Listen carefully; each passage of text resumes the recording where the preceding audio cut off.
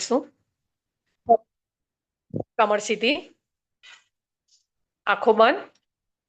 ઉગતા સૂર્યનું ધ્યાન ધરતા સૂર્યની તેજસ્વીતા આપણે ધારણ કરી રહ્યા છીએ. પ્રાણવાન બની રહ્યા છીએ એવી સદભાવના સાથે વિશ્વના કલ્યાણ અર્થે ગાયત્રી મંત્ર.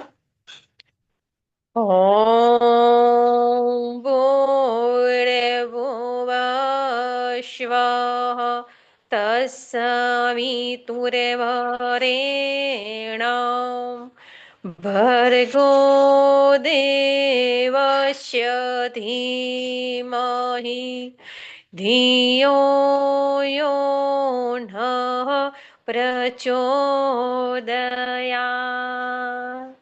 ઓમ ગુરુ બ્રહ્મા ગુરુ વિષ્ણુ ગુરુદેવો મહેશ્વર ગુરુ સાક્ષાત પરમ બ્રહ્મા તસ્મૈ શ્રી ગુરવે નમઃ.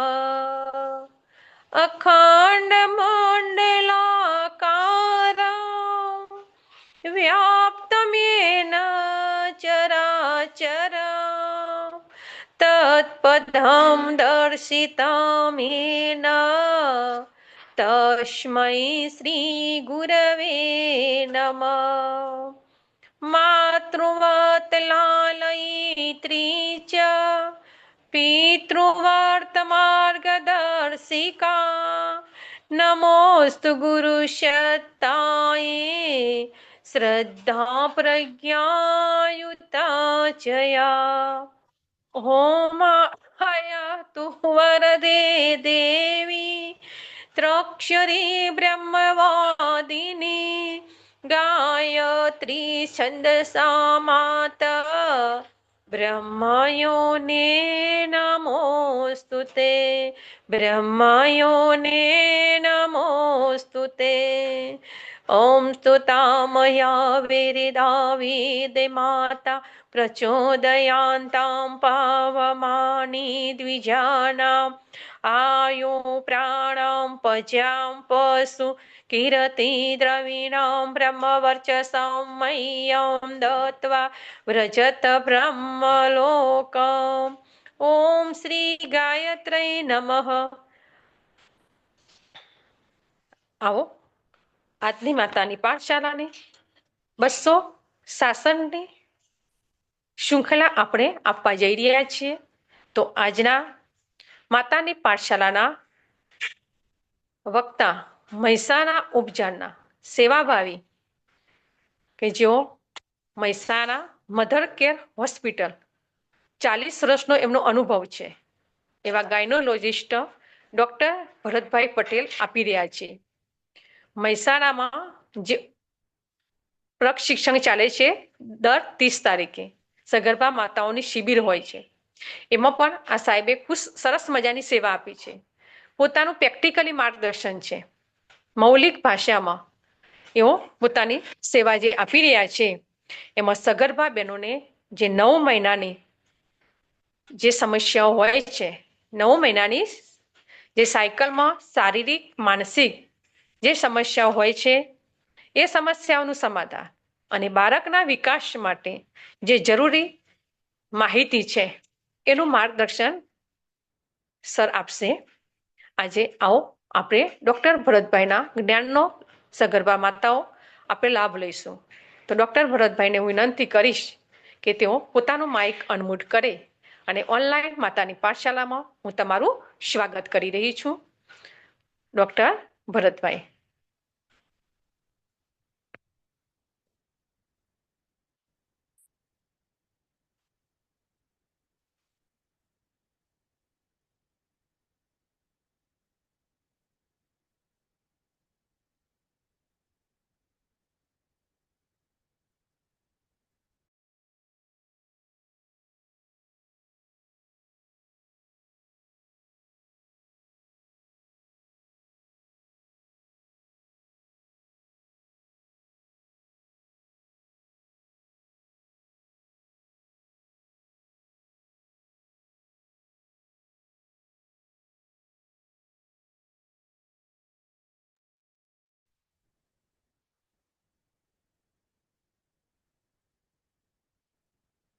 સર, તમારું માઇક અનમ્યુટ કરો.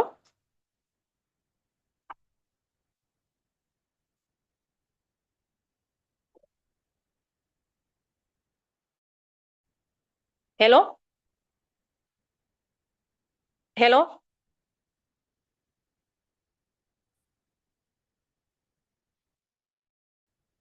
તમારું માઇક અનમ્યુટ કરો.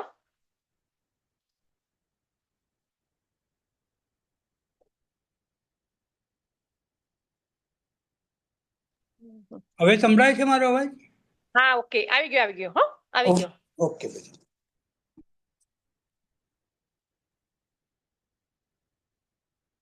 હવે હું શરૂ કરી શકું બેન? હલો. હા, હા. અચ્છા જી, ઓકે. તો સૌ પ્રથમ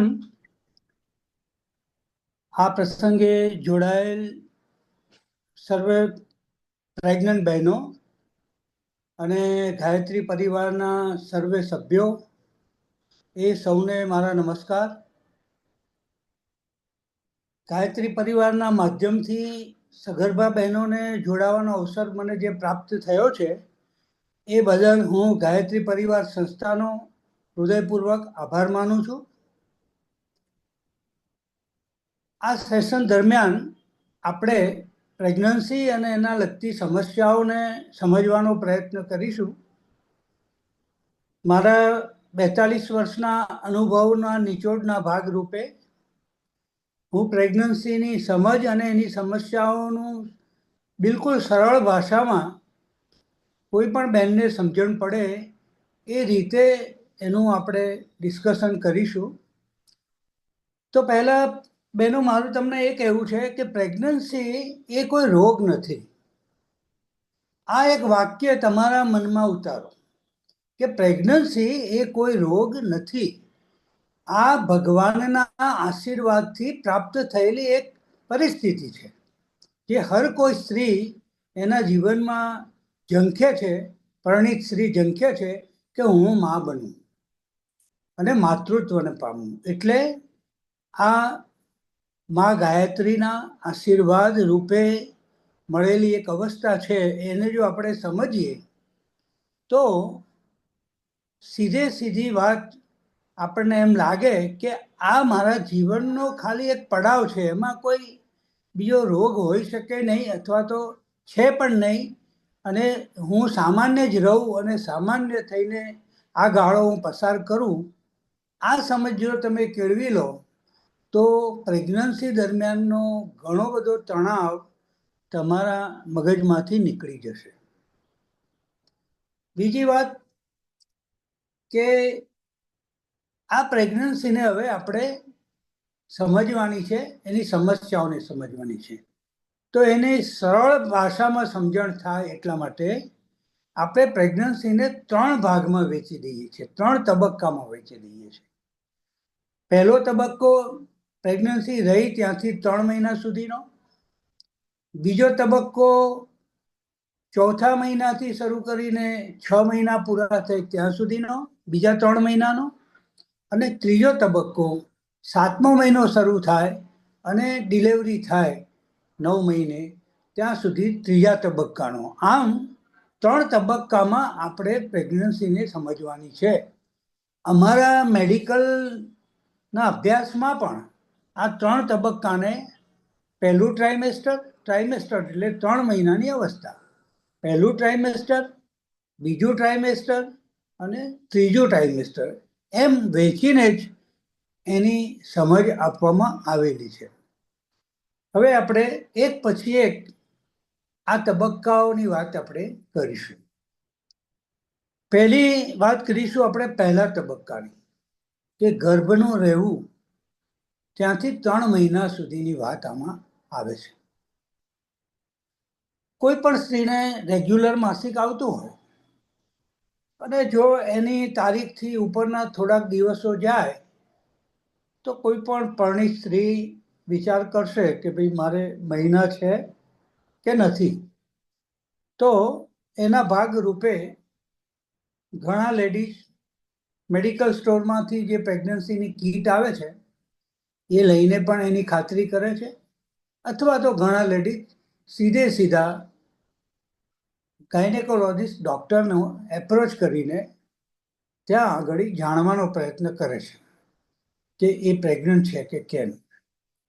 આ તબક્કામાંથી તમે પસાર થાઓ અને એક વખત એવું ડૉક્ટર સાહેબ તમને કહે કે હા બેન તમે પ્રેગ્નન્ટ છો, એટલે તમારો એ પહેલો તબક્કો શરૂ થાય છે.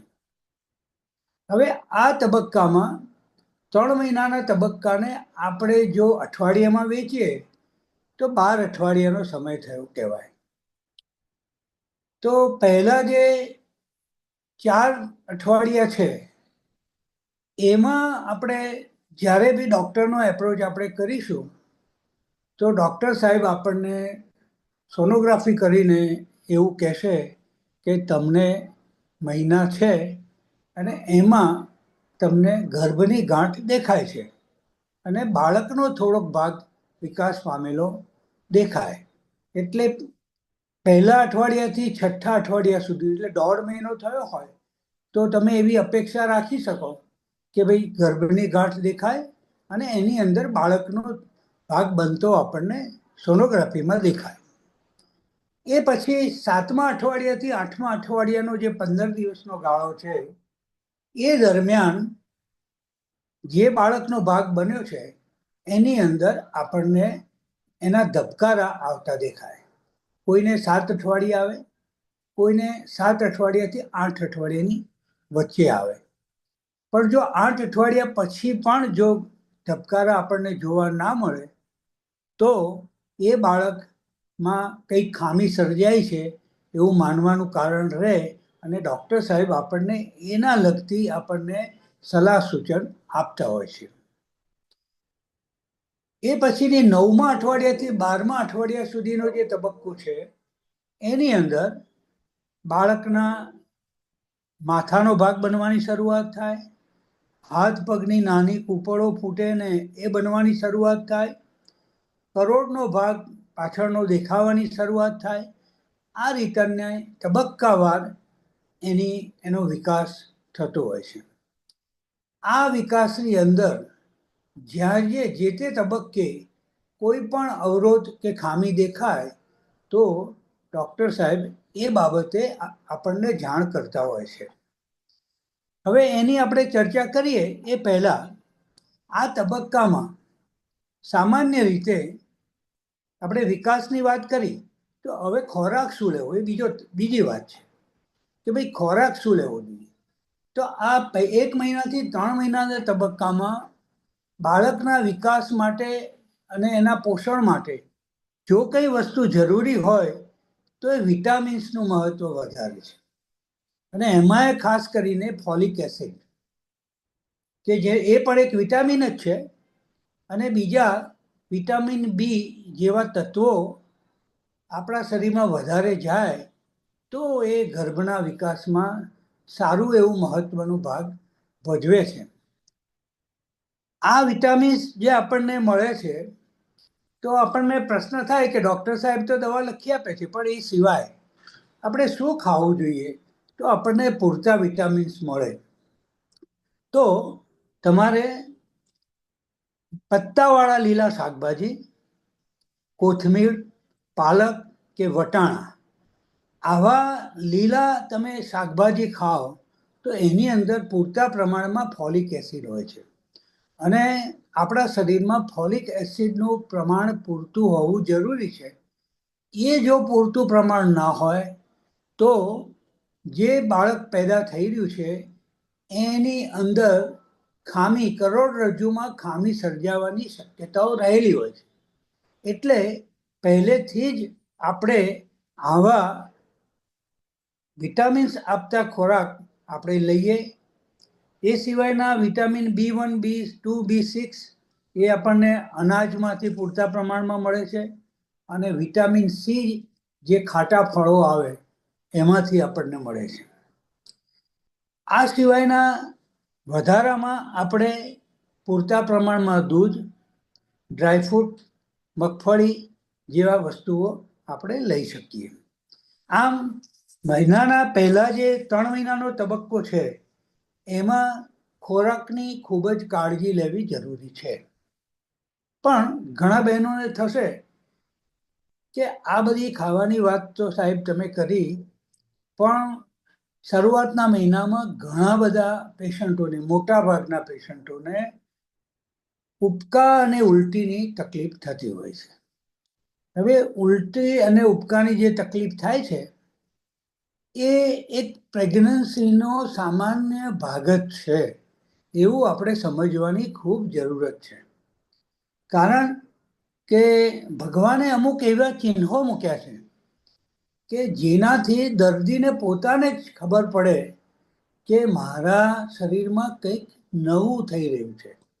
જેમ કે માસિક રેગ્યુલર આવતું હોય અને ઉપર દિવસો જાય, પછી ઉલટી ઉબકાની શરૂઆત થાય, શરીર થોડું તમને ગરમ લાગે, શરીરમાં ઝીણો તાવ લાગે, અશક્તિ લાગે, સ્તનનો ભાગ થોડો ભારે લાગે, આ જે બધા લક્ષણો છે એ ભગવાને એક નિશાની રૂપ મૂકેલા છે કે જેનાથી જે તે વ્યક્તિને પોતાને ખબર પડે કે મારા શરીરમાં આ રીતના ફેરફાર થાય છે, તો શું હશે, પ્રેગ્નન્સી હશે, એમ કરીને એ વ્યક્તિ ડૉક્ટર પાસે જાય અને એની ખાતરી કરાવે.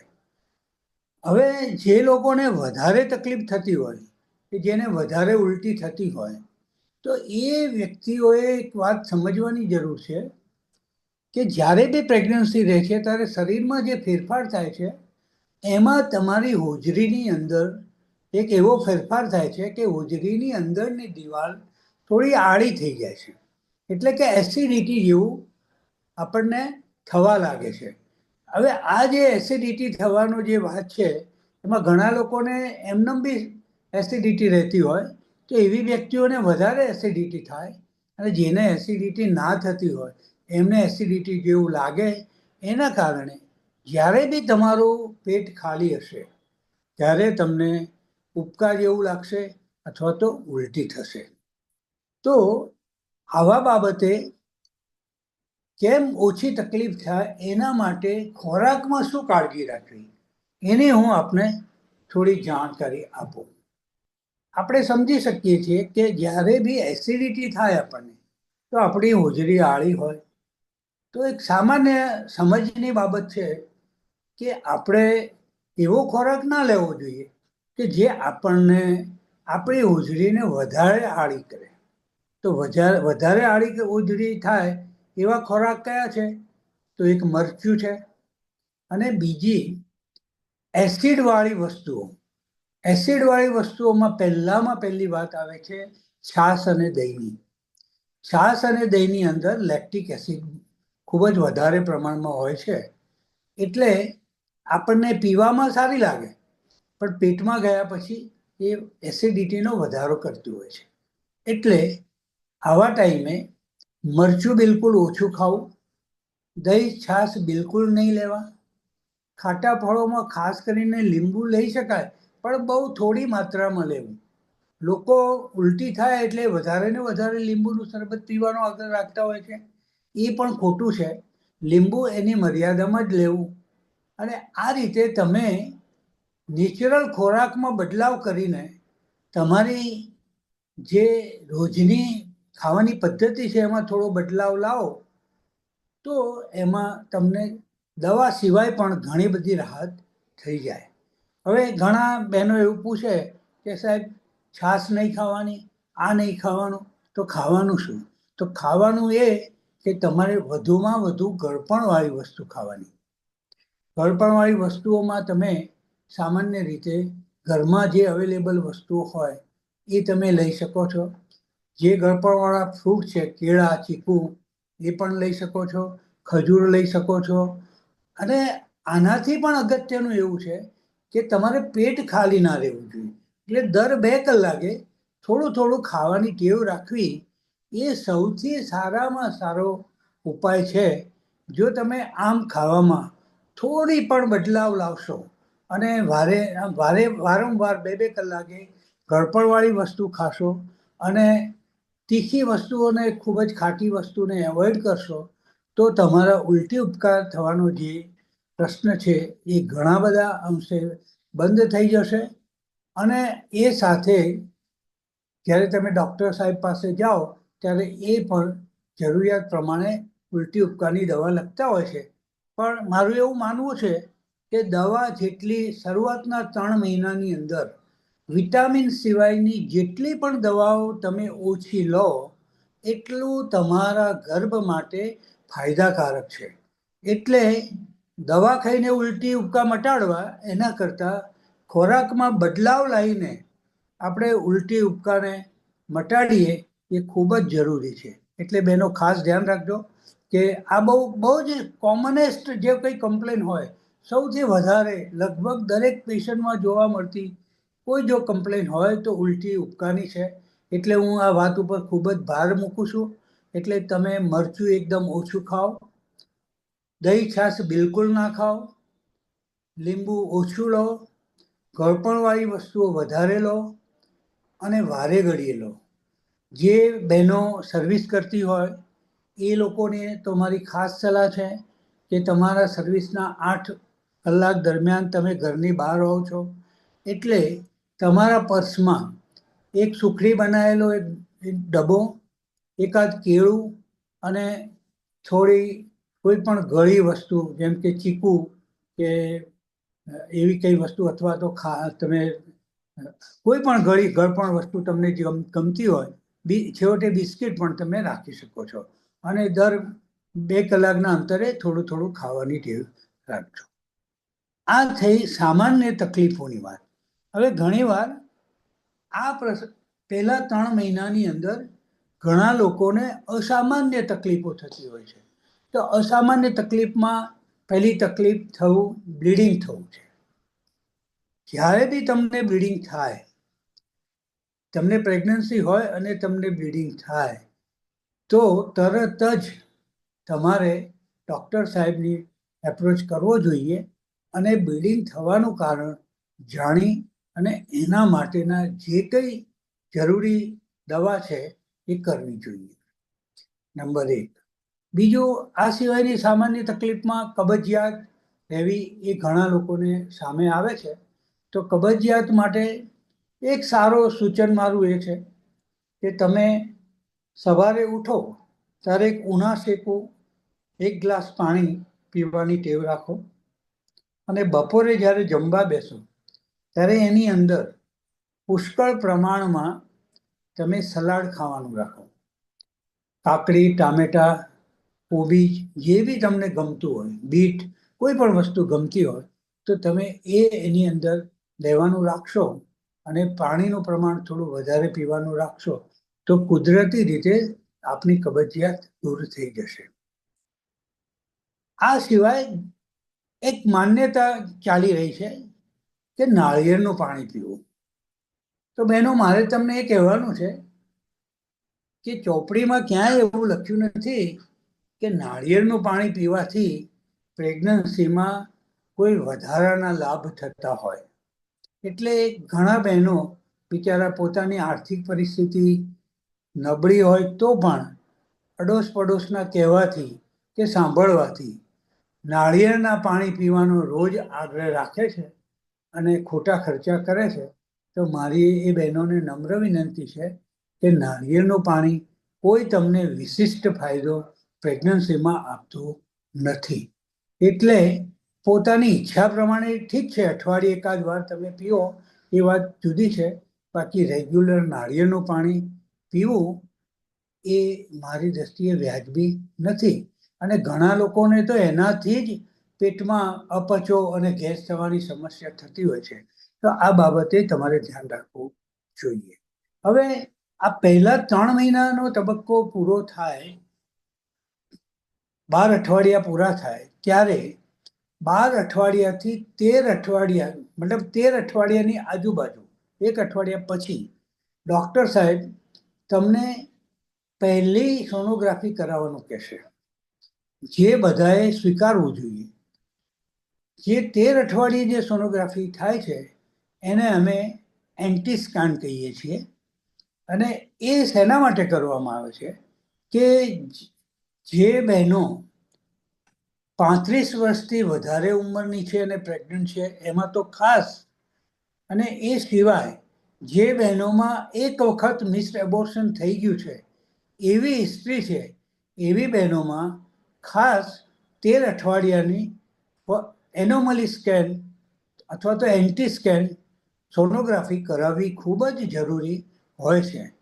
અને એમાં થોડું પણ કંઈ અસાધારણ દેખાય તો એની સાથે એક બીજો લેબોરેટરીનો ટેસ્ટ, જેને NIPT ટેસ્ટ કહે છે, તો અથવા માર્કર કહે છે એને, તો આ ટેસ્ટ પણ કરાવી લેવો જોઈએ. આ બંને જો સોનોગ્રાફી અને તમે માર્કર કરાવ્યું હોય તો તમારા ગર્ભમાં વિકસી રહેલું બાળક મંદ બુદ્ધિનું હશે એની શક્યતા ઘટી જાય. એટલે જે બહેનોને 35 વર્ષ ઉપરની જે પછી જે પ્રેગ્નન્સી રહે છે એમણે આ ખાસ નોંધવા જેવી બાબત છે કે એવી બહેનોમાં 10,000માં જે પ્રમાણ છે મંદ બુદ્ધિનું બાળક આવવાનું, એ પ્રમાણ થોડું વધારે હોય છે. એટલે આ ટેસ્ટ કરાવવા ખૂબ જ જરૂરી છે. તો બહેનો, આ થઈ આખી આપણા 1 મહિનાથી 3 મહિના સુધીની પરિસ્થિતિમાં એની ચર્ચા, એના ખોરાકની ચર્ચા, એમાં થતી મુશ્કેલીઓની ચર્ચા અને એના નિવારણની ચર્ચા. હવે આપણે જઈએ બીજા તબક્કામાં. બીજા તબક્કામાં જે સમયગાળો છે એ છે 4થા મહિનાની શરૂઆતથી લઈને 6 મહિનાની પૂરા થવા વચ્ચેનો આ તબક્કો છે.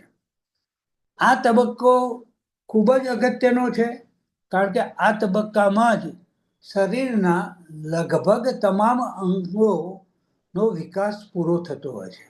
મતલબ કે વિકાસની આખી રચના પૂરી થતી હોય છે. એટલે આ તબક્કો ખૂબ જ અગત્યનો છે.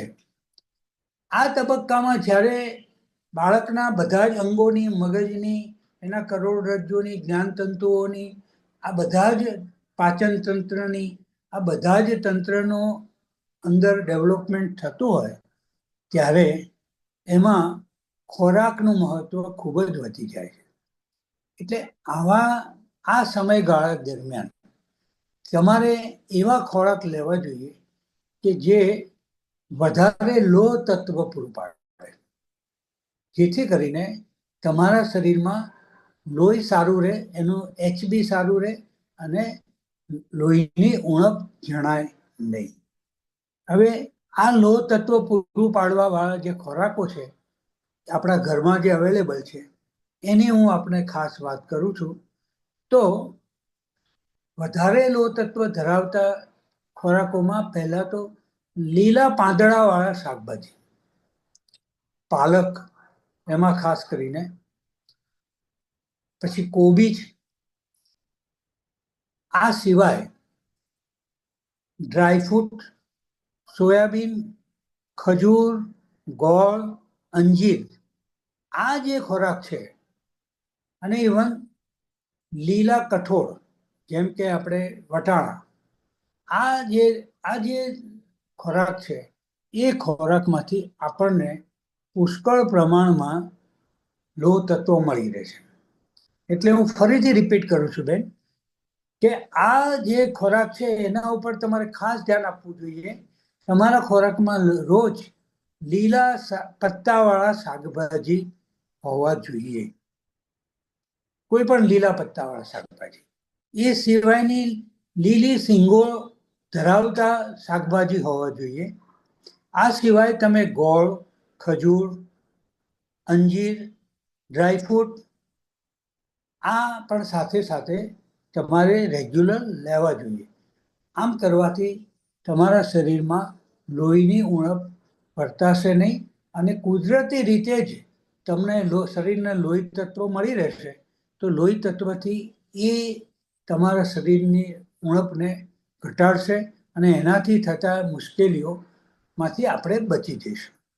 આ સિવાય બીજું એક મહત્વનું તત્વ શરીરમાં આપણે જવું જોઈએ એ કેલ્શિયમ છે. તો કેલ્શિયમ આપણા શરીરમાં જવું જોઈએ, કારણ કે કેલ્શિયમથી જ બાળકના હાડકાઓનો વિકાસ થતો હોય છે. એટલે બાળકના હાડકાઓનો વિકાસ સારી રીતે થાય એટલા માટે તમારે વધારે કેલ્શિયમ ધરાવતી વસ્તુઓ ખાસ ખાવી જોઈએ. અને એ વસ્તુઓ આપણા ઘરમાં જ અવેલેબલ છે. દૂધ, દહીં, ચીઝ, બદામ, કેળા. ફળમાં કેળા એટલું સુંદર ફળ છે. પ્રેગ્નન્સી માટેનું જો કોઈ સૌથી સુંદર ફળ હોય તો કેળા છે. કારણ કે એમાં પુષ્કળ પ્રમાણમાં કેલ્શિયમ છે, પ્રોટીન છે, કાર્બોહાઈડ્રેટ છે. એટલા માટે પ્રેગ્નન્ટ બહેનો એમની પ્રેગ્નન્સીની અવસ્થા દરમિયાન કેળા ખાવા માટેની એક ટેવ રાખે તો એ ઘણી બધી રીતે ફાયદાકારક હોય છે. બીજું, એ સામાન્ય રીતે બારે માસ મળતું ફળ છે અને કિંમત પણ એની પ્રમાણમાં ઓછી હોય છે. એટલે દરેક વ્યક્તિ માટે એ શક્ય બને છે કે જો ધારે તો કેળા રોજ 1-2 કે એની જે માત્રામાં ખાવા હોય એ ખાઈ શકે છે. એટલે આ રીતે વચ્ચેના જે સેકન્ડ ટ્રાઇમેસ્ટરમાં જે ખોરાકનું મહત્વ છે એમાં લોહ તત્વના પૂરા પાડતા ખોરાક, કેલ્શિયમ પૂરું પાડતા ખોરાક અને વધારેમાં વધારે પ્રોટીન મળતું હોય એવા ખોરાક આપણે લેવા જોઈએ. અને પ્રોટીનની જ્યાં વાત આવે ત્યારે હંમેશા બહેનો ધ્યાન રાખવું કે દૂધ એ ભગવાને આપેલું સર્વશ્રેષ્ઠ તત્વ છે કે ખોરાક છે કે જે તમારા શરીરની ઘણી બધી જરૂરિયાતોને પૂરી પાડે છે. એમાં પ્રોટીન છે, એમાં કાર્બોહાઈડ્રેટ છે, એમાં ચરબીનું પણ પ્રમાણ છે. તો દૂધ હંમેશા સવાર સાંજ પ્રેગ્નન્ટ લેડીએ લેવાની હંમેશા કોશિશ રાખવી જોઈએ અથવા તો ટેવ રાખવી જોઈએ. જો તમે રેગ્યુલર દૂધ લેતા હો અને જો રોજ તમારા ખોરાકમાં કઠોળ લેવાનું રાખો, કોઈ પણ પ્રમાણે કોઈ પણ રીતના કઠોળ તમે લઈ શકો છો. ફણગાવેલું લઈ શકો છો, બાફેલું લઈ શકો છો, અથવા તો આપણે શાકની જેમ વઘારીને થોડું ખાવું હોય તો પણ લઈ શકો છો. પણ તમારા ખોરાકમાં જો રોજ કઠોળનો ભાગ હશે તો તમારા જે પ્રોટીનની જરૂરિયાત છે કે બાળકના મસલ પેશીઓ જેમાંથી બને છે એવી પ્રોટીનની જરૂરિયાત બહુ સામાન્ય રીતે પૂરી થશે. અને એના કારણે તમારે પેલા પ્રોટીનના પાવડરના ડબ્બા કે એવી કોઈ મોંઘી વસ્તુઓમાં ખર્ચો નહીં કરવો પડે. કારણ કે પ્રોટીનના પાવડરમાં બીજું કંઈ જ હોતું નથી, આપણા સિરિયલ્સ અને કઠોળ અને એ બધાનું મિશ્રણ જ હોય છે. એટલે જે વસ્તુ આપણા ઘરમાં અવેલેબલ છે એ આપણે બહાર ખોટા ખર્ચા કરીને લાવીને પીવાની થાય છે. એટલે જો તમે એમાં સારી ટેવ પેદા કરો તો રોજ ખોરાકમાં કઠોળ લેવું, કેળા જેવા ફળ લેવા અને રેગ્યુલર દૂધ લેવું અને લીલા શાકભાજી લેવા. તો આ ખોરાકથી તમારી ઘણી બધી શરીરની સમસ્યા અને જરૂરિયાત પૂરી થઈ જાય. તો વધારાની ગોળી લેવાનું પણ જરૂરત પડે નહીં. પણ સામાન્ય રીતે આપણો જે ખોરાક હોય એની માત્રા આપણે કંઈ બદલી શકતા નથી. કે આપણે પ્રેગ્નન્ટ ના હોઈએ ત્યારે 3 રોટલી ખાતા હોઈએ અને પ્રેગ્નન્ટ હોઈએ એટલે બાળકના વિકાસ માટે 6 રોટલી ખાઈ શકીએ એવું તો બનતું નથી. એટલા માટે અમે ડૉક્ટર લોકો એ અવસ્થા દરમિયાન લોહી બનવાની ગોળી અને કેલ્શિયમની ગોળી અને વિટામિનની ગોળી, આ 3 ગોળી અમે સામાન્ય રીતે અમે આપતા હોઈએ છીએ અને એ પેશન્ટે રેગ્યુલર લેવી જોઈએ. તો આ થઈ બેનો ખોરાકની વાત. હવે આપણે બીજી વાત સમજવાની છે કે આ અવસ્થા દરમિયાન શું તકલીફો થઈ શકે. તો આ અવસ્થા દરમિયાન એક તકલીફ જે સામાન્ય જોવા મળે છે એ છે કે ઘણા લોકોને બ્લડ પ્રેશરનું પ્રમાણ વધવાની શરૂઆત થાય છે.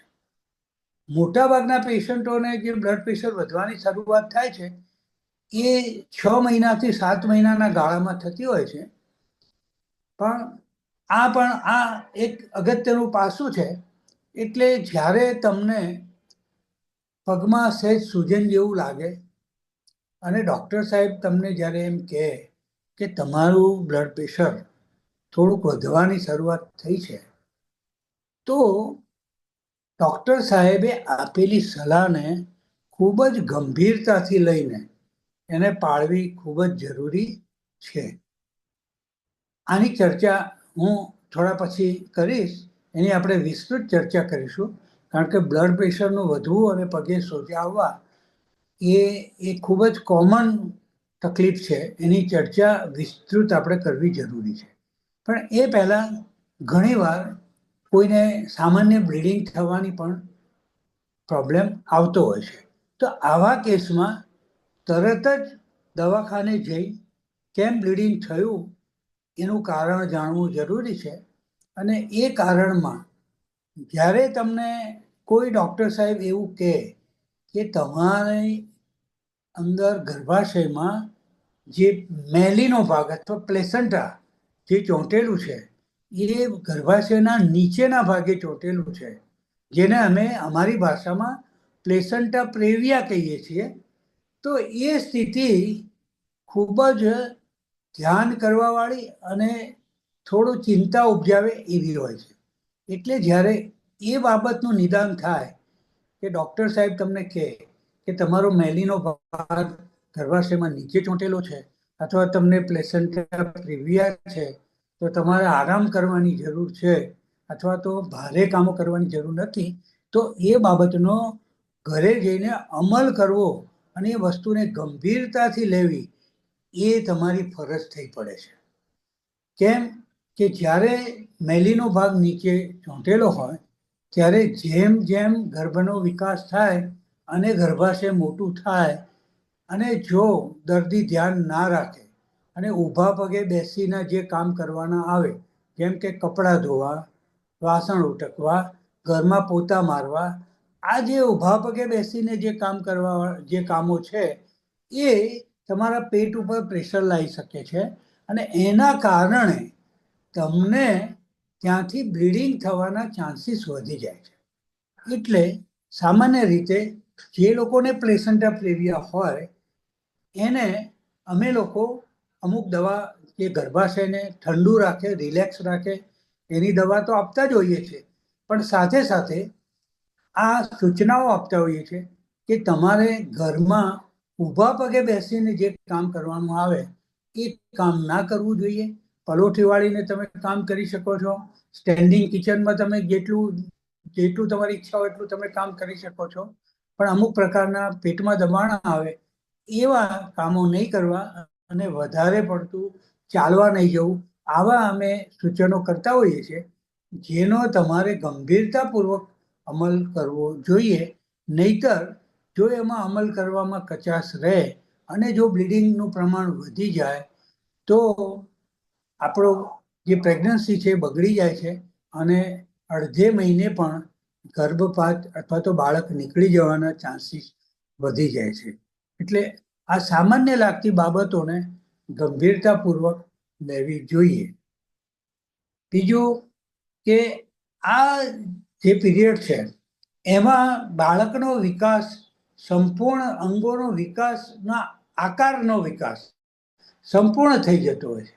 એટલા માટે અમે આવા દરેક દર્દીને 20 અઠવાડિયાની આજુબાજુ 20 થી 21 અઠવાડિયે ખોડ ખાપણની સોનોગ્રાફી કરાવવા માટેની સલાહ આપતા હોઈએ છીએ. મારા દવાખાનામાં 20 અઠવાડિયાની સોનોગ્રાફી કરવી ફરજિયાત હોય છે. અમે દરેક પેશન્ટમાં આ સોનોગ્રાફી કરાવતા હોઈએ છીએ અને આ સોનોગ્રાફી કરાવવાથી આપણને ખબર પડે છે કે આપણા પેટમાં જે બાળક ઉછરી રહ્યું છે એ બાળકને બધા અંગોનો વિકાસ બરાબર થઈ રહ્યો છે કે કેમ, અથવા તો કોઈ જગ્યાએ એમાં ખામી સર્જાયેલી છે કે કેમ. એના હૃદયમાં કોઈ ખામી હોય, એના કરોડરજ્જુના પાછળના વિકાસમાં કંઈ ખામી હોય, આંતરડામાં કંઈ ખામી હોય, કિડની બનવામાં કંઈ ખામી હોય, હાથ પગ બનવામાં કંઈ ખામી હોય, હોઠના વિકાસમાં કંઈ ખામી હોય, આવી જાતની મગજના વિકાસની કોઈ ખામી હોય, તો આ બધી ખામી આપણને 5 મહિના જેવા શરૂઆતના પીરિયડમાં જ આપણને હવે ખબર પડી જશે. સોનોગ્રાફી હવે એટલી આગળ વધી ગઈ છે કે આ 5 મહિનાના સોનોગ્રાફીમાં લગભગ 99% જે કંઈ 5 મહિનાએ વિકાસ થયેલી વસ્તુઓ છે એની ખામીનો ખ્યાલ આવી જતો હોય છે. તેમ છતાં પણ અમુક ખામી એવી હોય છે કે જે જોઈ શકાતી નથી પણ મોટી મોટી જે ખામી જે સર્જાય કે જે બાળકને માટે જીવલેણ છે અથવા તો બાળક જ્યારે જન્મે ત્યારે ભારરૂપ થઈ જશે એવી ખામીઓ છે એ બધી સોનોગ્રાફીમાં એની ધારણા મૂકી શકાય છે અને જરૂર પડે તો એ બાળકને વધારે ખામીયુક્ત હોય તો ડૉક્ટર સાહેબ જો સલાહ આપે કે તમારે આ કાઢી નાખવું જોઈએ તો એની આપણને કોઈ તકલીફ પડતી નથી અને સરકારના કાયદા પ્રમાણે પણ હવે 22 અને વધુમાં વધુ 24 અઠવાડિયે પણ 22 અઠવાડિયે સર્વસામાન્ય કાયદો છે કે 22 અઠવાડિયા સુધી તમે એનો ગર્ભપાત કરી શકો એટલે આપણે બીજો કોઈ ચાન્સ લીધા સિવાય 19 થી 20 અઠવાડિયાની સમયગાળામાં આ સોનોગ્રાફી આપણે કરાવી દઈએ તો એ એના માટે ખૂબ જ જરૂરી છે. આ થઈ બીજા તબક્કાની બાળકના વિકાસની વાત. હવે બહેનો આપણે જઈએ ત્રીજા તબક્કામાં. ત્રીજો તબક્કો એટલે 7મા મહિનાની શરૂઆતથી લઈને 9 મહિના પૂરા થવા સુધીનો તબક્કો. બાળકનો જે વજનના પ્રમાણમાં જે વિકાસ કહીએ અથવા તો બાળકના શરીરનો બહુર્મુખી વિકાસ જે કહીએ એ આ તબક્કામાં થતો હોય છે. એટલે આ તબક્કામાં ખોરાક એટલો જ તમે પૌષ્ટિક લો એ ખૂબ જ જરૂરી છે. હું આગળના 2 તબક્કામાં શું ખોરાક લેવો, શેમાંથી સારું પ્રોટીન મળે, શેમાંથી કેલ્શિયમ મળે, શેમાંથી આયર્ન મળે, શેમાંથી વિટામિન મળે, શેમાંથી શુગર મળે, આ બધી ચર્ચા આપણે કરી ચૂક્યા છીએ એટલે એ વાતને હું દોહરાવતો નથી. પણ સામાન્ય રીતે તમારે આ અવસ્થામાં પ્રોટીન વધારે મળે એવા ખોરાક તમારે ખાસ લેવા જોઈએ અને એમાં આડાઅવળા કોઈ ફેન્સી વસ્તુઓમાં પડ્યા સિવાય તમે સોયાબીન, કઠોળ, દૂધ આ 3 ઉપર ધ્યાન રાખો તો તમારી પ્રોટીનની જરૂરિયાત પૂરી થઈ જતી હોય છે. આ અવસ્થા દરમિયાન ડૉક્ટર સાહેબ જે પીરિયડ પ્રમાણે તમને બોલાવે, 20 દિવસે બોલાવે કે મહિને બોલાવે, તો એમાં એક પણ વિઝિટ પાળ્યા સિવાય રેગ્યુલર તપાસ કરાવવી એ સૌથી અગત્યની બાબત છે. કારણ કે આ અવસ્થા એવી છે કે જે એક સૌથી કોમન અને સૌથી નુકસાનકારક એક તકલીફ જે થાય છે બ્લડ પ્રેશર વધવાની, એ આ તબક્કામાં શરૂઆત થતી હોય છે. એટલે જો તમે રેગ્યુલર વિઝિટ કરાવતા હો તો જ ડૉક્ટર સાહેબને ખબર પડે કે ભાઈ આ બહેનમાં હવે બ્લડ પ્રેશર વધવાની શરૂઆત થઈ ગઈ છે. તો બહેનો આપણે આ તબક્કામાં બ્લડ પ્રેશર, વધારે બ્લડ પ્રેશર અને એનાથી શું પરિસ્થિતિ થાય એની સમજ હું તમને આપું છું કે જ્યારે બી તમારા શરીરનું બ્લડ પ્રેશર વધવાની શરૂઆત થશે ત્યારે તમને માથું દુખતું રહેવું, પગે સોજા આવવા, મોં ઉપર સોજા આવવા, આ બધી વસ્તુઓના લક્ષણો તમને દેખાશે. હવે જ્યારે ડૉક્ટર સાહેબ તમને નિદાન કરે કે બેન તમારું બ્લડ પ્રેશર હવે વધવાની શરૂઆત થઈ છે તો તમારે આ વાતને ખૂબ જ ગંભીરતાથી લેવાની છે. કારણ કે વધતું જતું જે બ્લડ પ્રેશર છે એ તમને કેટલું નુકસાન કરશે તમને પોતાને અને બાળકને એની આપણે વિસ્તૃત ચર્ચા કરીએ છીએ. પણ જ્યારે બી ડૉક્ટર સાહેબ તમને કહે કે બ્લડ પ્રેશર તમને વધવાની શરૂઆત થઈ છે એટલે અમે દર્દીઓને સૌ પ્રથમ બ્લડ પ્રેશરની ગોળી લખતા નથી. અમે એમને સલાહ આપીએ કે બેન તમે મીઠું ઓછું કરો. મારા દવાખાનામાં હું જ્યારે કોઈ બેનને એમ કહું કે બેન તમારે મીઠું ઓછું કરવું પડશે એટલે તરત જ બેન અથવા તો એમ બેનની સાથે આવેલા એમના મધર અથવા તો સાસુ બોલી દે કે સાહેબ અમારે તો ઘરમાં મીઠું ઓછું જ ખવાય છે. આ બહુ જ કોમન એપ્રોચ છે કારણ કે ઓછું મીઠું કોઈને ખાવું નથી અને કોઈને ભાવતું નથી. પણ પ્રેગ્નન્ટ થયેલી બહેનોને મારે નમ્ર વિનંતી છે કે બેન આ સમસ્યા ખૂબ જ નુકસાન કરવાવાળી છે એટલે જ્યારે તમને ડૉક્ટર સાહેબ એમ કહે કે મીઠું ઓછું કરજો, એટલે તમારે બિલકુલ પ્રમાણિકતાથી મીઠું ઓછું ખાવાનું છે. અને મારી પાસે તો બહુ સામાન્ય એના ઉપાયો છે. હું તો દરેક દર્દીને એવું કહી દઉં છું કે તમારે મીઠું અડધું ખાવાનું છે. અડધું મીઠું ખાવાનું એટલે કેવી રીતે? તો ભાઈ બપોરે તમે જમવા બેસો, તમારી થાળીમાં 4 વસ્તુ પડી છે, દાળ, ભાત, રોટલી, શાક. તો આ 4 વસ્તુમાંથી તમે ગમે તે 2 વસ્તુમાં બિલકુલ મીઠું નહીં નાખવાનું, બાકીની 2માં નાખવાનું.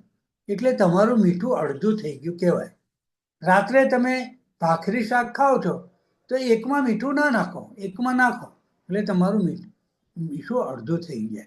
આ રીતે તમે મીઠું અડધું કરી શકો છો, તો એનાથી તમને સરસ મજાનો ફાયદો થશે. આ મીઠાની ઉણપ ના લાગે એટલા માટે બીજું સૂચન એ છે કે બપોરના ટાઈમે તમે કોઈ ગળપણવાળી વસ્તુ સાથે લેવાનું રાખો, જેમ કે ખીર છે, દૂધપાક છે, ફ્રૂટ સલાડ છે. તો આવી વસ્તુઓ એકાદ ઉમેરાય તો તમને ઓછું મીઠું ખાવ છો એનો વસવસો રહેશે નહીં, અને તમે ખરેખર નિયમનું પાલન કરી શકશો. અને મીઠું જો તમે ઓછું કરી દેશો તો કુદરતી રીતે તમારા શરીરનું જે બ્લડ પ્રેશર છે એ ઘટશે અથવા તો કાબૂમાં રહેશે. તેમ છતાં પણ જો બ્લડ પ્રેશર કાબૂમાં ના રહે તો અમે લોકો બ્લડ પ્રેશરની ના છૂટકે દવાઓ ઉમેરતા હોઈએ છીએ. પણ એ ના ઉમેરવી પડે અને આપણા ખોરાકની બદલાવથી જ જો આપણને બ્લડ પ્રેશર કાબૂમાં રહે તો એ ખૂબ જ જરૂરી વસ્તુ તમારા માટે છે અને એ બહુ ફાયદાકારક છે. હવે જો આપણે કોઈ પણ દર્દી આનું પાલન બરાબર ના કરે, અથવા તો ઘણા દર્દી પાલન કરતા હોય તો પણ એનું બ્લડ પ્રેશર વધતું જતું હોય છે, તો એના કારણે બાળકના વિકાસમાં જે વિકાસ થવો જોઈએ, એનું વજન એના અવસ્થા પ્રમાણે હોવું જોઈએ એ થતું નથી, અને એનો વિકાસ રૂંધાય છે. અને બાળકનું વજન જે તે અઠવાડિયા પ્રમાણે જે હોવું જોઈએ એ ઓછું રહે છે. એવું બી બને કે એની આજુબાજુનું પાણીનું પ્રમાણ પણ ઓછું થઈ જતું હોય છે. એટલે આ બહુ કોમન સમસ્યા છે, આ બહુ જ સામાન્ય સમસ્યા છે. ઘણા લોકોને જેમ ઉલટી થાય એવી જ રીતે બ્લડ પ્રેશર વધવાની સમસ્યાનું પ્રમાણ 100માં 15%, એટલે 15 બહેનોને હોય છે. એ ખૂબ જ મોટું પ્રમાણ કહેવાય. અને આના કારણે તમારે ખોરાકમાં ખૂબ જ સાવચેતી અને મીઠા સિવાયનો અથવા તો અડધા મીઠાનો ખોરાક ખાવાની જે જરૂરિયાત છે એના ઉપર ભાર મૂકીને એનો અમલ કરવો એ ખૂબ જ જરૂરી છે. આ સિવાય બીજી જે કંઈ આ અવસ્થામાં જે પ્રોબ્લેમ આવે છે એમાં ઘણીવાર બ્લડ પ્રેશર ના વધ્યું હોય તો પણ બાળકની આજુબાજુ પાણીનું પ્રમાણ ઓછું થતું હોય છે. તો એવા સંજોગોમાં ડૉક્ટર સાહેબ અમુક લેબોરેટરીમાં ટેસ્ટ કરીને કોઈ બીજા ઇન્ફેક્શન કે કોઈ વાયરલ ઇન્ફેક્શન છે કે નહીં એની જાણકારી મેળવીને જરૂર પ્રમાણે એની દવા કરતા હોય છે. અને એ સિવાય વધારે પ્રવાહી લેવાની સલાહ આપતા હોય છે. અને એમાં વધારેનું પ્રવાહી પાણી પુષ્કળ પ્રમાણમાં પીને અને જે પ્રિસ્ક્રાઇબ કરેલી દવાઓ હોય એને લઈને તમે એ સમસ્યાને દૂર કરી શકો છો. આ સિવાયના જે પ્રોબ્લેમ આવે એમાં એક અવસ્થા એવી છે કે ઘણા લોકોને પાણી વધારે, બાળકની આજુબાજુ પાણીનું પ્રમાણ વધી જાય છે. તો એવા તબક્કામાં પણ લેબોરેટરીની તપાસ અને એ સિવાય ડાયાબિટીસની તપાસ ખાસ કરીને કરવામાં આવતી હોય છે. કે ઘણીવાર ઘણી બહેનોને નોર્મલ લાઈફમાં ડાયાબિટીસનું પ્રમાણ ના હોય, પણ જ્યારે પ્રેગ્નન્ટ થાય ત્યારે એનું ડાયાબિટીસ દેખાવાની શરૂઆત થાય છે, જેને અમે ગેસ્ટેશનલ ડાયાબિટીસ કહીએ છીએ. તો એવા ટાઈમે એની તપાસ થાય અને જરૂર પડે તો એ પ્રમાણેની એની ટ્રીટમેન્ટ આપણે કરવાની રહેતી હોય છે. આ થઈ સામાન્ય તકલીફોની વાત. આ સિવાય મેં તમને અગાઉ કહ્યું એ પ્રમાણે ઘણા લોકોને ઓળનો ભાગ નીચેના ભાગે હોય છે. એવા લોકોને આ છેલ્લા તબક્કામાં ખૂબ જ સાચવવું પડતું હોય છે. અને એના માટે ડૉક્ટર સાહેબે જે ગર્ભાશયને ઠંડુ રહે અથવા રિલેક્સ રહે એના માટે જે કંઈ દવા લખી છે એ તો લેવાની જ, પણ સાથે આરામની એમાં ખૂબ જ અગત્યતા રહે છે. એટલે ઘરમાં કામ નહીં કરવું અને આરામ કરવો, એમ કરીને તમે 9મા મહિના સુધીની અવસ્થાએ પહોંચી જાઓ એ ખૂબ જ જરૂરી છે. નહીતર અધ વચ્ચે જો બ્લીડિંગ થાય તો કાચા મહિને બાળકને લઈ લેવું પડે સિઝેરિયન કરીને, અને એ બાળકના પછી વિકાસની ને એને એના મોટા થવાની આ બધી જે તકલીફોનો સામનો કરવો પડતો હોય છે. એટલે જો તમે સામાન્ય કાળજી રાખો તો આવા બધા મોટા ઉપાધિઓમાંથી આપણે બચી શકીએ છીએ. આ સિવાય ઘણી બહેનોને ટ્વિન્સ પ્રેગ્નન્સી રહેતી હોય છે. ટ્વિન્સ પ્રેગ્નન્સીમાં પણ એ બહુ મોટી કોઈ અવસ્થા નથી, પણ આપણે પાયાની સમજ એમાં હોવી જોઈએ કે ગર્ભાશય એક બાળક માટે સર્જાયેલું છે, પણ જ્યારે કુદરત એમાં 2 બાળકો નાખે તો એ જગ્યા ઓછી પડે. એટલે જગ્યા ઓછી પડે તો એનો મતલબ એવો થયો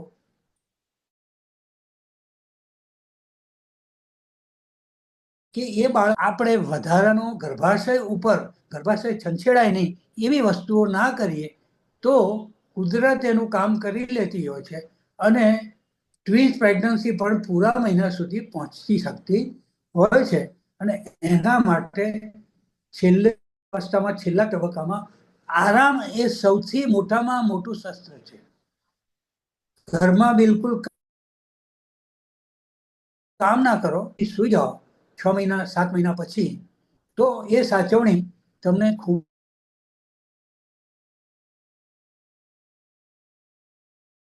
તો તંદુરસ્ત સારા વજનવાળા બંને બાળકો આપણે જન્માઈ શકીએ છીએ. આ સિવાયની જે બીજી જે બાબતો છે એ બાબતોની હું તમારી સાથે ચર્ચા કરવા માંગુ છું. એ ચર્ચામાં આપણે એક નેગેટિવ બ્લડ ગ્રુપ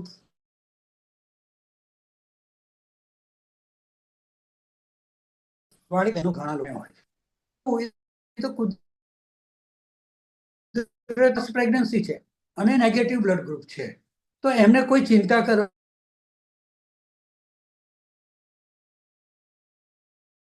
હોતી નથી.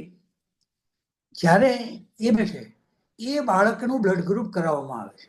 એના નાડામાંથી જન્મ વખતે જ લોહી લઈ લેવામાં આવે અને એનું બ્લડ ગ્રુપ જાણવામાં આવે, અને એ બાળક જો બહેનના જેવું જ નેગેટિવ બ્લડ ગ્રુપ ધરાવતું હોય તો કોઈ બીજી વાત આવતી નથી. પણ જો એ બાળક પોઝિટિવ બ્લડ ગ્રુપ ધરાવતું હોય, બાળક પોઝિટિવ બ્લડ ગ્રુપ ત્યારે જ ધરાવે કે જ્યારે એના પિતા પોઝિટિવ બ્લડ ગ્રુપ વાળા હોય. તો જો પોઝિટિવ બ્લડ ગ્રુપ ધરાવતું હોય તો એવા બાળકના ની બ્લડ ગ્રુપની જાણકારી પછી બહેનને એક ઇન્જેક્શન આપવામાં આવે જેને એન્ટીડી કહે છે.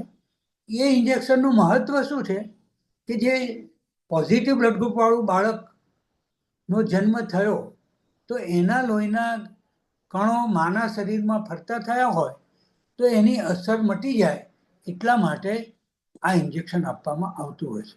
બસ આ એક ઇન્જેક્શન આપીને આ વાત ત્યાં પૂરી થઈ જતી હોય છે. પણ જે બહેનોમાં નેગેટિવ બ્લડ ગ્રુપ હોય અને પહેલા એક ડિલિવરી થયેલી હોય અને આ બીજી પ્રેગ્નન્સી હોય તો એવી બહેનોમાં ખાસ કાળજીપૂર્વક નેગેટિવ બ્લડ ગ્રુપ અને પોઝિટિવ બ્લડ ગ્રુપના મિસમેચના કારણે અંદર ઉછરેલા બાળક ઉપર કોઈ અસર થતી નથી ને, એની જાણકારી ડૉક્ટર સાહેબ મેળવતા હોય છે. એ સોનોગ્રાફીથી પણ મળે અને કુંભ ટેસ્ટ કરીને જે બ્લડ ટેસ્ટ આવે છે એ કરાવીએ તો પણ મળે, અને એ પ્રમાણે જો એમાંનું કંઈ પોઝિટિવ લક્ષણ આપણને મળે તો એના માટેના જરૂરી પગલાં ડૉક્ટર સાહેબ લેતા હોય છે. આ બ્લડ ગ્રુપની વાત મેં આપને એટલા માટે કરી કે આપણી સમજ હોય તો એનાથી થતા જે આપણને તણાવ છે એ રહે નહીં. આ મોટી મોટી વાત આપણે વણી લીધી કે ભાઈ પહેલો તબક્કો, બીજો તબક્કો, ત્રીજો તબક્કો. આ 3 તબક્કાની અંદર બાળકના વિકાસની વાત કરી, એના સારા વિકાસ માટે લેવા માટેના ખોરાકની વાત કરી, એની સમસ્યાઓની વાત કરી અને જરૂરી સોનોગ્રાફીની તપાસ ને બ્લડની તપાસની વાત કરી.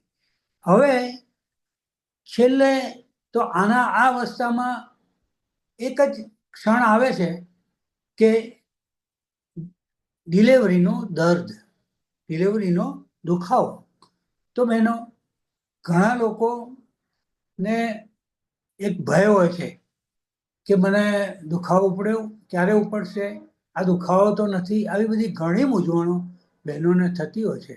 એટલે આ વસ્તુને ધ્યાનમાં રાખીને ખોટા હોસ્પિટલના ધક્કા ના ખાવા પડે એટલા માટે હું એવા 3 બાબતોની ચર્ચા કરું છું કે જો એ 3 વસ્તુ સાથે હશે તો તમારે માનવાનું કારણ રહેશે કે મને હવે ડિલિવરીનું દર્દ ઉપડ્યું છે. પહેલી વાત છે કમરનો દુખાવો. કમરનો દુખાવો ઘણી બહેનોને સામાન્ય રીતે પણ રહેતો હોય છે. એટલે એ દુખાવા પૂરતું શરૂઆત દુખાવો થાય એટલે તમે દવાખાને જાઓ, ડૉક્ટર સાહેબ કહે કે ના તમને દર્દ નથી, પાછા જાઓ, આ વસ્તુ થતી. બીજું, પેઢામાં દુખાવો. કારણ કે છેલ્લા મહિનામાં બાળક કુદરતી રીતે, ભાઈ કુદરત પણ બાળકને નીચે ધકેલવાનો પ્રયત્ન કરતું હોય છે. એટલે નીચે પેઢામાં દુખાવો પણ સામાન્ય બાબત છે. પણ જ્યારે તમને કમરમાં દુખાવો થાય, પેઢામાં દુખાવો થાય, તમારું પેટ દર 10-10 મિનિટના અંતરે પથ્થર જેવું કઠણ થઈ જાય અને નીચેના ભાગથી ચિકાસ જેવું, બ્લડવાળું ચિકાસ જેવું પ્રવાહી નીકળે, આ 3 વસ્તુ જ્યારે ભેગું થાય ત્યારે તમારે સમજવું કે આ મને સુવાવડનો દુખાવો શરૂ થયો છે અને તમારે દવાખાને જઈને ડૉક્ટર સાહેબને બતાવવાનો કોશિશ કરવી જોઈએ. બીજું, એક ટેન્શન ના રહે એના માટેની એક વાત કરું છું બેન, કે જે લોકોને પહેલી પ્રેગ્નન્સી છે તો એ બહેનોને દુખાવાની શરૂઆત થાય ત્યાંથી ડિલિવરી થાય એ સમયગાળો ભગવાને 4 થી 6 કલાકનો મૂકેલો છે. કુદરતે બધી જ વ્યવસ્થા કરી છે જેથી કરીને કોઈ પણ પ્રેગ્નન્સી વાળી બહેન કોઈ મુશ્કેલીમાં ના મુકાય, એની વ્યવસ્થા ભગવાને જ કરેલી છે. એટલે ગભરાવું નહીં. કોઈ બહારગામથી આવતા હોય, 15-20 કિલોમીટરથી આવતા હોય તો પણ કોઈ રખવાટ રાખવો જોઈએ નહીં. અને જેને બીજી સુવાડ હોય અથવા એનાથી વધારે સુવાડ હોય તો એ લોકોને દુખાવાની શરૂઆતથી શરૂ કરીને ડિલિવરી થવાનો સમયગાળો 2 થી 3 કલાકનો હોય છે. આ એક સામાન્ય સમજની બાબત છે. બીજી વાત કે છેલ્લા અવસ્થામાં જ્યારે તમે હો, 9મા મહિનામાં હો, ત્યારે હંમેશા રોજ તમારે તમારા નિપલની સંભાળ કરવી જોઈએ. જ્યારે બી તમે નાહવા બેસો ત્યારે નિપલને સાબુથી ધોઈને સ્વચ્છ રાખવી જોઈએ અને 2 આંગળીઓથી એને ખેંચવાનો પ્રયત્ન કરવો જોઈએ. જેથી કરીને જો તમારી નિપલ સરસ રીતે બનેલી હશે તો જેવી ડિલિવરી થશે એવું તમે તમારા બાળકને સ્તનપાન કરાવવું હશે તો તમે કરાવવા માટે સક્ષમ હશો. જો તમે કાળજી નહીં લીધી હોય તો તમે ડિલિવરીના પછી તરત જ 2-3 કલાકમાં તમે સ્તનપાન કરાવી શકશો નહીં, કારણ કે તમારી નિપલ જ અંદર સંકોચાયેલી હોય અને પેલી ના થયેલી હોય એટલે જલ્દીથી એ શક્ય બનતું નથી. એના કારણે ઉપરનું દૂધ આપવું પડે. ઉપરનું દૂધ આપવાના પણ કેટલાય કોમ્પ્લિકેશન હોય છે. એટલે એમાંથી આપણે છુટકારો મેળવીએ તો આપણે આ નિપલની સંભાળ રાખવી એ પણ એટલી જ અગત્યની જરૂરિયાતવાળી વસ્તુ છે. તો આ મોટી મોટી વાત મેં આપને કરી અને હું માનું છું કે હવે સમયની મર્યાદામાં છેલ્લી 5 મિનિટ જેવું વાત છે તો થોડી 2-3 બીજી ચર્ચાઓ જે આપણે ઉપયોગી થાય એવી હું કરું છું. સમય તમે લઈ શકો, હો, કન્ટિન્યુ. ના, હું બસ 5 મિનિટ લઈશ બેન. હવે ઓકે. હા, તો એમાં આપણે બીજી એક વાત સમજીએ કે જ્યારે બી આપણે ડૉક્ટર સાહેબના દવાખાનાના પગથિયા સુવાડના દર્દ સાથે ચડીએ ત્યારે એક મનમાં પ્રશ્ન થાય કે મને નોર્મલ ડિલિવરી થશે કે સિઝેરિયન થશે. તો બહેનો આ બાબતે તમારે બે ત્રણ થોડીક સમજ હોય તો જે જરૂરિયાત વિનાનો ભય છે ડિલિવરીના દર્દનો એ ઘણો બધો દૂર થઈ જતો હોય છે. તો એક રહસ્યની વાત તમને કહું છું બેન, કે ભગવાને જે ડિલિવરીનું દર્દ મૂક્યું છે એ એટલું સમજપૂર્વક મૂક્યું છે. એની હું તમને વાત કરું કે આપણે ઘણીવાર જોઈએ છીએ કે રોડ ઉપર એક્સિડન્ટ થાય, કોઈને વાગે તો માણસ બેભાન થઈ જાય. ઇવન મશીનમાં આંગળી આવી જાય અને કપાઈ જાય તો બી માણસ બેભાન થઈ જાય. પણ તમે કદાપી સાંભળ્યું નહીં હોય કે કોઈ પ્રેગ્નન્ટ લેડી ડિલિવરીનું દર્દ લેતા લેતા બેભાન થઈ ગઈ. એનું કારણ છે આ ભગવાનની સુંદર વ્યવસ્થા.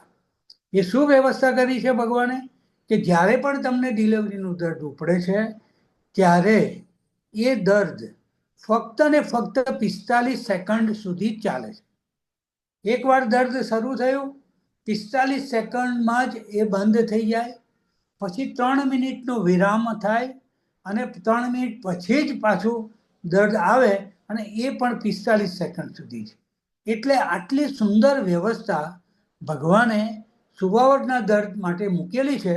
એટલે બહેનોને મારી નમ્ર વિનંતી છે કે તમે સુવાવટના દર્દ માટે કોઈ દિવસ ગભરાશો નહીં.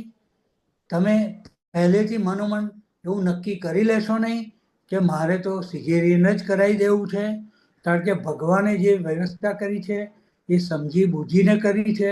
અને ડિલિવરી એ કોઈ જાદુ નથી. ડિલિવરી એ બહુ સામાન્ય વસ્તુ છે કે જેને માના હાડકામાંથી પસાર થવાનું છે એ બાળકનું માથું, સૌથી મોટું ભાગ બાળકનું માથું છે. આપણને ખભા લાગે પણ ખભા તો સંકોચાઈ શકે છે, માથું સંકોચાય નહીં. એટલે માથું છે અને માથાનો ડાયામીટર બાળક ગમે તેટલું હોય તંદુરસ્ત, પણ એનો ડાયામીટર 9.8 સેન્ટીમીટર જ હોય. એટલે એ બાળક તંદુરસ્ત હોય કે ભારે હોય, પણ બાળકનું માથું તો એ પ્રમાણમાં જ હોય છે. વાત રહી માના નિતંબના હાડકાની, તો એમાં થોડા ઘણા અંશે ફેરફાર હોય છે. બહુ હાઈટવાળા બેન હોય તો એનું ડાયામીટર બરાબર હોય અને બાળક આસાનીથી એમાંથી પસાર થઈ જાય. બહુ હાઈટ ઓછી હોય બેન, હાડકાનો જ વિકાસ ઓછો હોય બેનનો, તો હાડકાં સંકોચાયેલા હોઈ શકે છે. અને સંકોચાયેલા હાડકાં હોય તો એ બાળકનું માથું નીચે નથી આવી શકતું. એવા સંજોગોમાં ડિલિવરી થવાના ચાન્સ ઓછા રહે છે. તો ડૉક્ટર સાહેબ એ પ્રમાણે સલાહ આપતા હોય છે. પણ હમણાં જે જોવા મળે છે કે ઘણી બહેનો આવતા હોત જ કે અમને કે સાહેબ અમારે તો દર્દ લેવું નથી, મને તો બહુ બીક લાગે છે. અમે ગમે એટલું સમજાવીએ તો પણ એ એમાં સમજ કેળવતા નથી. એટલે આ વાત મારે તમને કહેવાની હતી. એટલે કદા પણ એમાં ગભરાવવું નહીં અને નોર્મલ ડિલિવરી થાય એના માટેની કોશિશ કરવી. બરાબર. હું માનું છું કે મેં મારા સમયમાં જે હતી એટલી પૂરતી મેં તમને જાણકારી આપી છે. અને બીજું કે જ્યારે કુદરતી રીતે આટલા સૂચન સાથે તમે તમારા જે અવસ્થા છે પ્રેગ્નન્સીની એને પૂરી કરો, અને ગાયત્રી ઓર્ગેનાઇઝેશન છે એણે એક આ સુંદર કામ ઉપાડ્યું છે ગર્ભ સંસ્કારનું. તો આ ગર્ભ સંસ્કારના કાર્યક્રમમાં વધુમાં વધુ બહેનો જોડાય અને એના અંદર ઉછરી રહેલા બાળકને સારા સંસ્કારો મળે અને અંતે એક તેજસ્વી અને તંદુરસ્ત બાળકનો જન્મ આપી તમારા ઘરને તમે ઉજ્જવળ બનાવો અને આ દેશને ઉજ્જવળ બનાવીએ એવી પ્રાર્થના સાથે નમસ્કાર. જય ગાગત્રી, જય ગુરુદેવ. ખૂબ ખૂબ આભાર સર તમારો.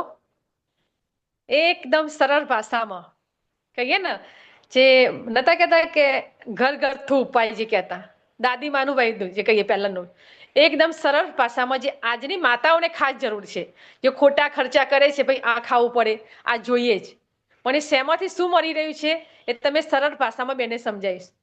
તો આજની જે બહેનો જોડાણી છે આપણી ઓનલાઈન માતાની પાઠશાળામાં, તો જે સરને તમને જે માહિતી આપી છે એનું તમે ફોલો કરો અને તમારી જે 9 મહિનાની સાયકલ છે એ સરળ બને, લેબર પેડ પણ તમારો સરળ બને, અને જે પાછળની જે તમારી જે સાર સંભાળ છે એ બાળકનું પણ તમને ખૂબ જ સરસ મજાનું એમને જ્ઞાન આપ્યું છે, તો એ પણ તમારું સરળ અને સુખદાયી બને એ માટે સંગીતાબેન. તેમ છતાં પણ જો મારી જરૂર કોઈને જણાય તો મારા નંબરથી કોઈ પણ વ્યક્તિ મારો સંપર્ક કરી શકે છે. હું એમને સરળથી મારીથી શક્ય એટલી હું મદદ કરીશ. અને ફોન કરવાનો સમય 11 થી 12 બપોરે અને સાંજે 5 થી 6 રાખશો તો વધારે અનુકૂળતા રહેશે. અસ્તુ. સંગીતાબેન, આભાર વિધિ કરજો.